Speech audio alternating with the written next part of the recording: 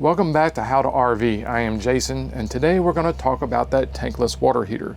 Now, last week we made a video where we got the tankless water heater in, and we did some other kind of tests with the previous water heater that we had in there. With that being said, if you have a water heater, the kind that has the electric, the propane, a tank where it fills up with water and it gets all heated up, and that's what provides you your hot water, then the last week's video is the video that you want to go look at, because I did some tests in there about how long it takes for the water to get hot, and then how long does the water stay hot till the time it gets cold. So the main reason behind this whole water heater swap thing is because I wanted to be able to take a shower and not run out of hot water.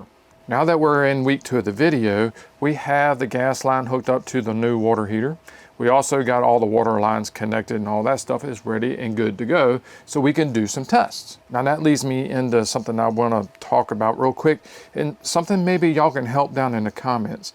In the installation instructions for the water heater, it said that I needed a 1/2 inch G fitting, or a G 1/2 inch fitting, and I had no idea what that was. So I went to the store to go get it, and I asked around for the people that worked there, and they had no idea either. So I took a shot in the dark and found a fitting at the store, brought it here, and just so happened it turned out to be the right one.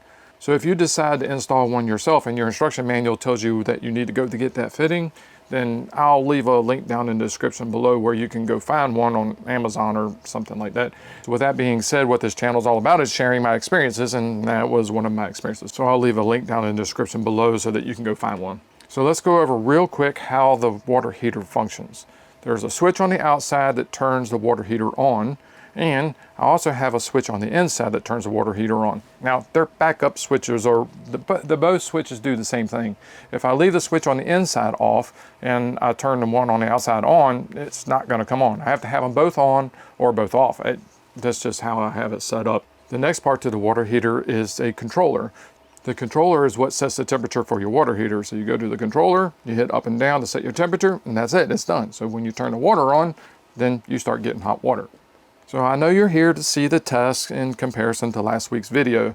Again, if you have that typical water heater where you have the tank and the flame and the electric and all that stuff, then go look at last week's video. You'll see the time test where we did the water and all that stuff. So you just go to last week's video, see that, come back if you haven't done that already. With that being said, we're going to do the same test. So the whole purpose behind this water heater swap is taking a longer shower. So we're going to go back to the shower and do the little test to see how long it takes for the water to get hot, and then how long does the hot water last coming out of the shower head. Just like last week's video, we did the thumbs up to tell you that the water got hot. And then as the water cooled off, we started to do this and get the thumb sideways. And then when we ran out of hot water, we did the thumbs down.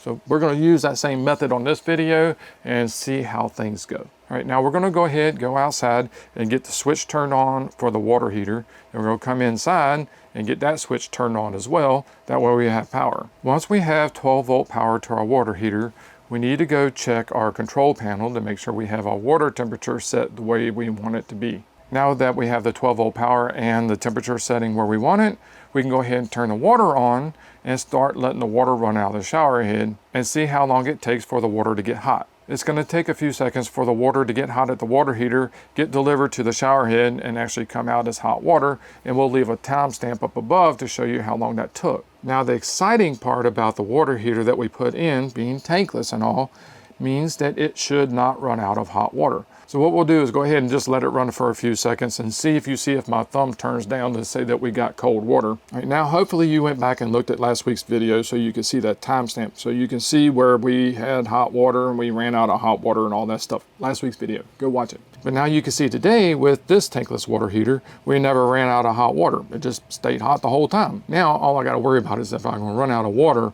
Well, if I'm boondocking and I've come off of my own fresh water system, hopefully that doesn't happen. We'll have to watch that and come back and make another video about how to manage your water. So as we talk about coming back and making other videos about this tankless water heater, I need some of your ideas. So leave in the comments down below so that I can take some notes to answer some of the questions you might have about the hot water heater. So I hope you enjoyed the information today.